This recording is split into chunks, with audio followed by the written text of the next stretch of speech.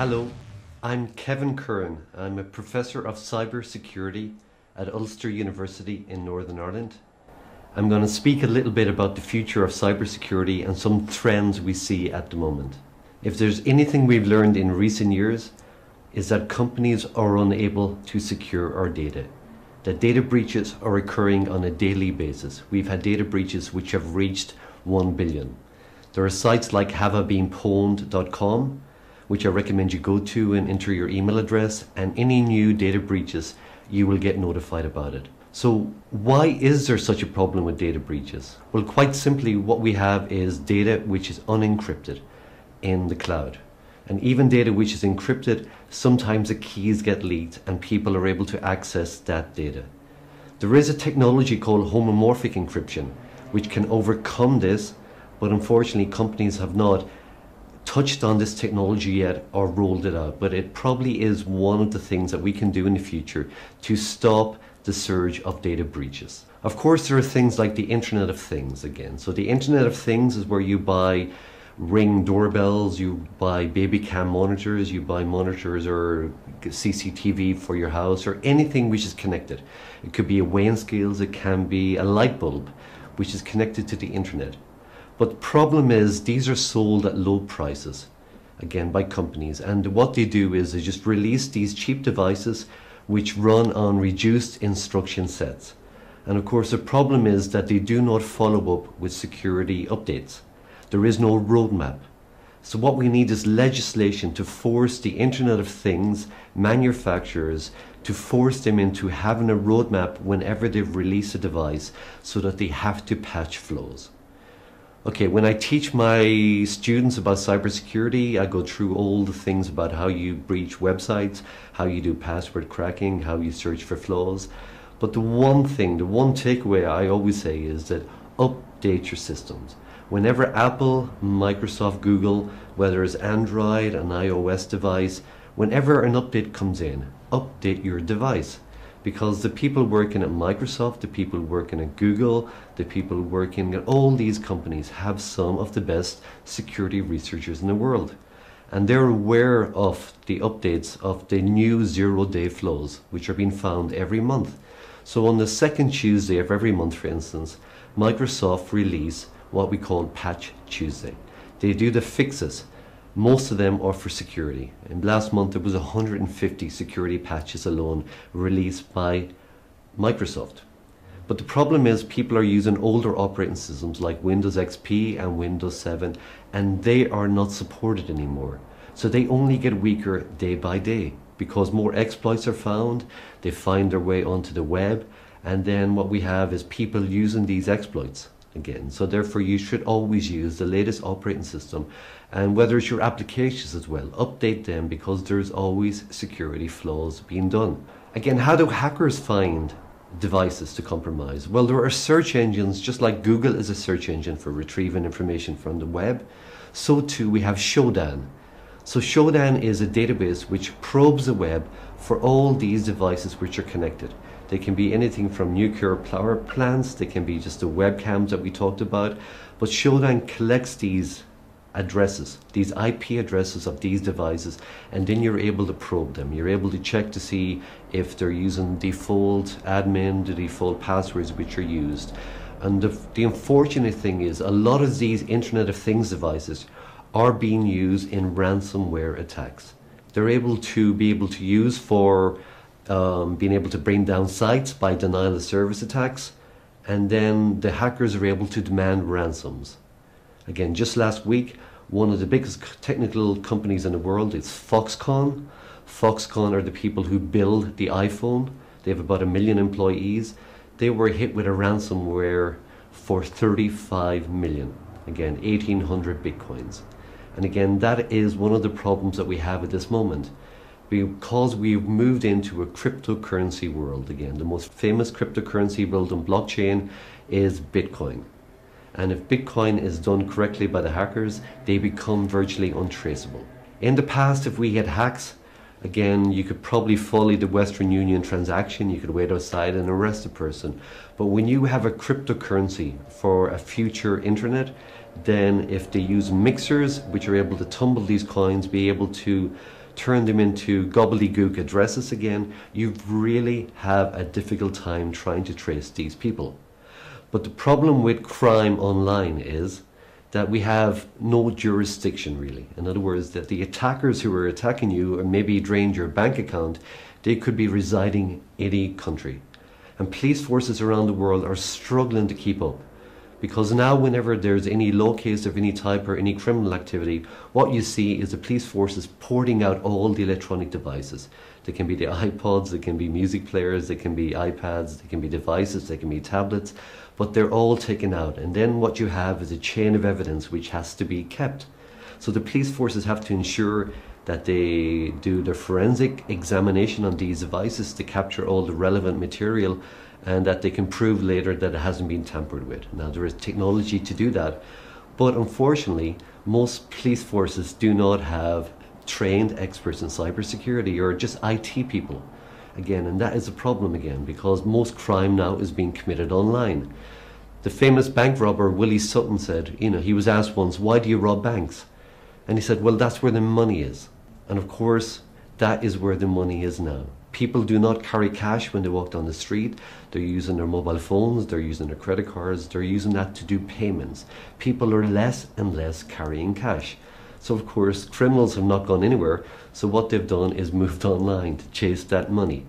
And we have incredible sophisticated cyber crime gangs online as well, which are making a lot of money, especially using ransomware. So what we have is a real problem at the moment. Most people are worried. If you ask any small to medium-sized business, and even larger ones, ransomware is the main threat that they find themselves under at the moment.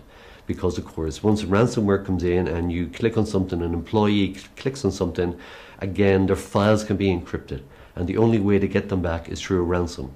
Of course, the protection against that is to back up your data, again, to have rolling backups, to have backups off-site and just not backups on your network again, because if you have your data backed up, you can get it back.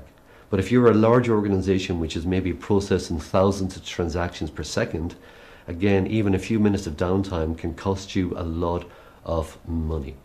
Of course, then what we have is denial of service attacks, which can be done using cryptocurrency again, where sites can be said, look, I will bring your site down unless you pay me X amount of bitcoins. And then they can do test runs and they can show how this works again. But we're moving towards smart cities as well again. So are we moving into an age where cities themselves can be ransomwared? Again, we've seen last year with the Visa network, the Visa card payment system went down for about 12 hours.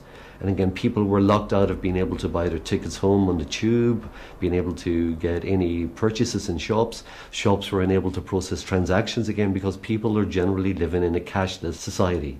So again, we have all these problems again when it comes to cybersecurity, and people really don't understand how to protect themselves from the ground up. And even developers do not know how to do that, because you can be the best programmer in the world, but you might not know how to do secure programming practices again. A lot of companies give away information they shouldn't have again.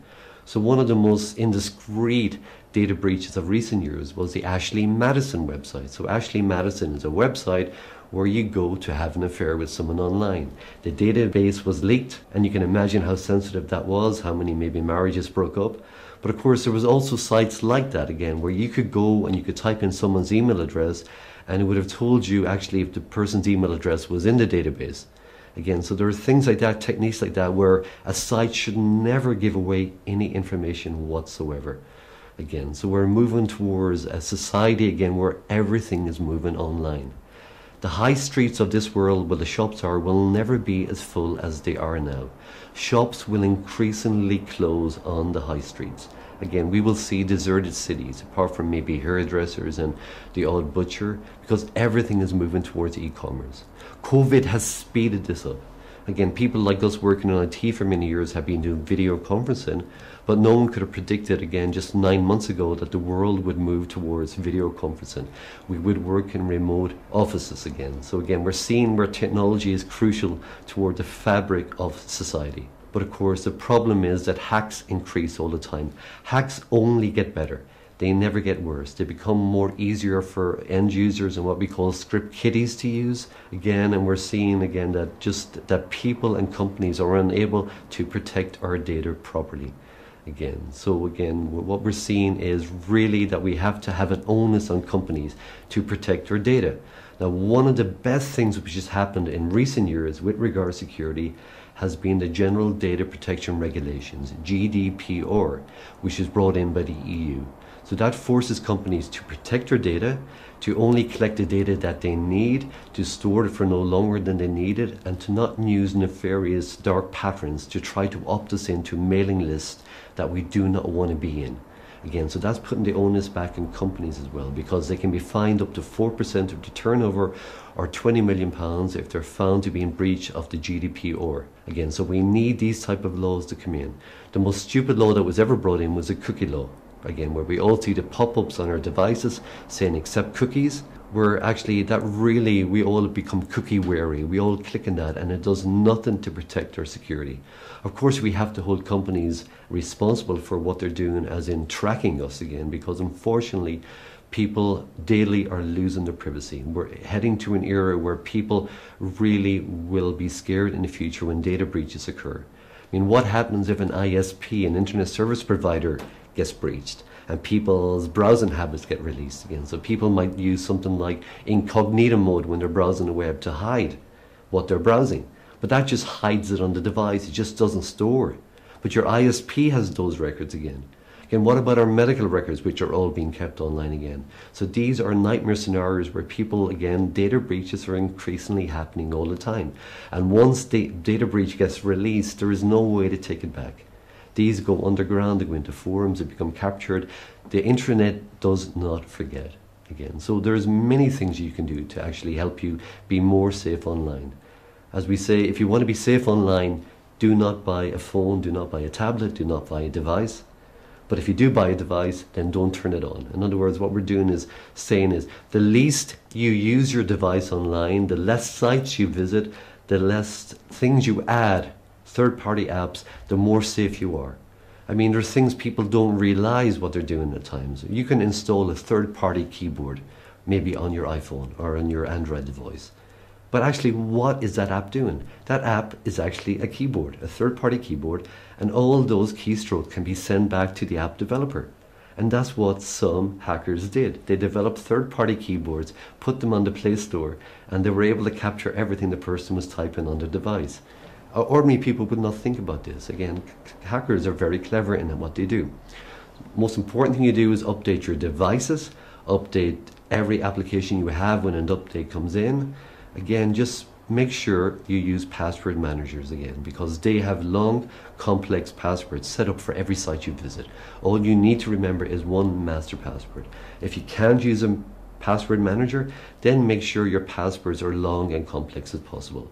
It only takes a second on an average gaming GPU right now to crack a 6-character password. But if you make that password 12 characters, it takes 2,000 years. The longer your password, the more complex it is for brute force cracking to occur. Again, make sure you turn on multi-factor authentication on any sites you go to. That means whenever you log in from a new device, you will be asked to enter the code which is sent to your phone. That is multi-factor authentication. There's also hardware tokens you can get which generate a random code and you type that in. That is all best practice, but never reuse your passwords on different sites. Even if you use a password on a site which doesn't contain your privacy identification or any credit card information, the fact is, if that gets leaked, and it will get leaked online, people will use credential stuff and to visit sites like maybe PayPal or eBay or your bank and try your same username and password combination. And lo and behold, they get in so often because people reuse passwords again. So always use HTTPS again. Make sure there's a padlock in the site you go to. Treat public Wi-Fi differently than the Wi-Fi you have at home with your own password again. Be careful what you do over a network again. So again, and also if you're not using applications on your phone, on your device, take away those applications because they may be the attack vector that hackers use to get into your device again. You've got to educate your employees. Again, the number one way for hackers to access any network is through phishing emails. Again, sending emails to people, which people click on these emails, and then that the flow is executed on that machine, and it can be wormable, again, across the network, so all machines get compromised again. So really what you have to do in the modern era is practice safe computing. There is no magical solution. Again, things like homomorphic encryption may prevent us getting our data stolen in the cloud if people implement that. Again, but we just have to educate people again into using best practice. Again, make sure the sites you visit have the padlock in place, make sure you never reuse your passwords on different sites, and just practice safe computing. Okay, thank you.